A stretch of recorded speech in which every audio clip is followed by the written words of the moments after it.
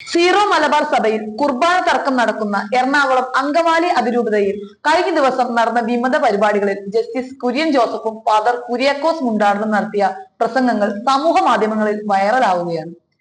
സഭയുടെ നിലപാടുകളിൽ വെള്ളം ചേർക്കുന്ന സഭാ നേതൃത്വത്തിന്റെ നിലപാടിനെതിരെ ഫാദർ കുര്യാക്കോസ് മുണ്ടാടൻ കടുത്ത ഭാഷയിൽ വിമർശിച്ചപ്പോൾ മറുഭാഗത്ത് റിട്ടയർഡ് ജസ്റ്റിസ് കുര്യൻ ജോസഫ് സഭാ നേതൃത്വത്തെ പരസ്യമായി തിരുത്തുകയാണ് ചെയ്തത്. ആദ്യം ഫാദർ കുര്യാക്കോസ് മുണ്ടാടൻ പറഞ്ഞൊന്ന് കേൾക്കാം. ലിറ്റർജിക്കൽ പ്രശ്നം പാമ്പളാനി പിതാവിനോട് ഏറ്റവും ഒടുവിൽ ഞാൻ കണ്ടപ്പോൾ പറഞ്ഞു, four us there is no compromise. It is an ideological life. I mean, this our ideological നമ്മുടെ നിലപാടാണ്. അതിന് വെള്ളം ചേർക്കാൻ പറ്റണ എങ്ങനെയാ? ഒരു നിലപാടിൽ വെള്ളം ചേർക്കാൻ പറ്റുമോ? വെള്ളം ചേർക്കാൻ പറ്റില്ല പ്രിയമുള്ളവരെ. കേട്ടല്ലോ.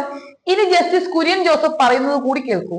ഒരു നേതാവിന്റെ ഗുണങ്ങൾ, കാരണം നമ്മുടെ ഒരു കാഴ്ചപ്പാടിൽ സഭയെ നയിക്കുന്നവൻ നേതൃത്വ പാഠവും നല്ല നേതൃത്വ ശൈലിയും ഉള്ളവളായിരിക്കണം. ഇന്നത്തെ നമ്മുടെ പ്രശ്നം ചോദ്യങ്ങൾക്ക് ഉത്തരമല്ല, ചോദ്യങ്ങൾക്ക് ന്യായീകരണവും വിശദീകരണവും. അത് വലിയൊരു പ്രശ്നമാണ്. ചോദ്യങ്ങൾക്ക് ഉത്തരം കൊടുക്കാൻ നേതാവിന് കഴിഞ്ഞില്ല എന്നുണ്ടെങ്കിൽ അത് നേതൃത്വത്തിന്റെ വലിയൊരു അപര്യാപ്തതയാണ്. ചോദ്യങ്ങൾക്ക് ഉത്തരം വേണം, വ്യക്തമായ ഉത്തരം വേണം, വിശദീകരണമല്ല ന്യായീകരണമല്ല. അത് രണ്ടും ഇന്നത്തെ കാലത്ത് ഏക്കില്ല. അത് സഭാ വിശ്വാസികളുടെ ശബ്ദമാണ്. സഭാ നേതൃത്വത്തിന് കൃത്യമായി നിലപാടുകൾ വേണം, ചോദ്യങ്ങൾക്ക് ഉത്തരം വേണം, ന്യായീകരണവും വിശദീകരണവും അല്ല വേണ്ടത്. അത് പ്രാപ്തിയില്ലായ്മയുടെ ലക്ഷണമാണ്. നേതൃഗുണം ഇല്ലാത്തവരാണ് ഇപ്പോൾ സഭാ നേതൃത്വത്തിൽ ഉള്ളതെന്ന് അദ്ദേഹം തുറന്നടിച്ചു. അത് സത്യവുമാണ്. മാർ തട്ടിൽ, മാർ പാമ്പ്ളാനി എന്നിവരെ ലക്ഷ്യം വെച്ചാണ് ഇവർ രണ്ടുപേരും പറഞ്ഞത്.